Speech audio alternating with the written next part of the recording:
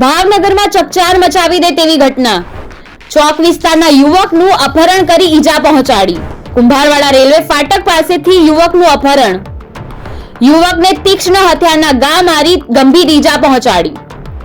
બોરતળાવ પોલીસે ફરિયાદ નોંધી ચક્રો ગતિમાન કર્યા. ભાવનગરમાં અંગત અદાવતને લઈને અપહરણની ઘટના સામે આવી છે. ચોક વિસ્તારમાં રહેતા યુવકનું કુંભારવાડા રેલવે ફાટક પાસેથી અપહરણ કરવામાં આવ્યું હતું.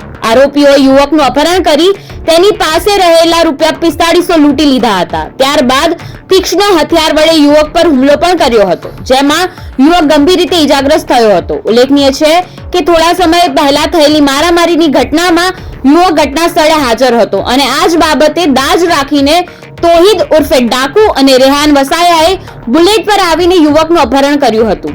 સાથે જ તેમના બીજા 3 સાગરીતો પણ પહોંચ્યા હતા અને યુવક પર હુમલો કર્યો હતો. સમગ્ર મામલે બોરતળાવ પોલીસે ફરિયાદ નોંધી છે અને વધારે તપાસ પણ હાથ ધરી છે. ઘર તરફ જતો હતો, મારા ઘર તરફ આંબા મને ફાટક બંધ હતું એટલે નાણામાંથી નીચે ગાડી કાઢો હતો ને ત્યાં મને એના ઉપર હતા મંસૂરી ઉર્ફે ડાકુ, રેહાન વસાયા એ હારવાર હતા બુલેટ લઈને એ મને ઉપર રખાયો. મને મારી ગાડીમાં બેસી જાય મને છરી મારવાની વાત કરી.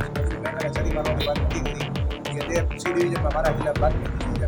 એ બધું મેં નથી દીધી, મેં કેસ દીધી. એમ કરીને મને પરાણે મારી ગાડી આંચકી લીધી, મને પાછળથી હાલી અને પછી ગાડી આંકી મારો ફોન આગળ લઈ લીધો, આગળ ખાનામાં નાખી દીધો. મને પરાણે એ લોકો લઈ ગયા VIP વટીને મોગલમાનું મંદિર વટીને શમશાનમાં ત્યાં ખુલ્લા મેદાનમાં એના ભાઈને બોલાયા.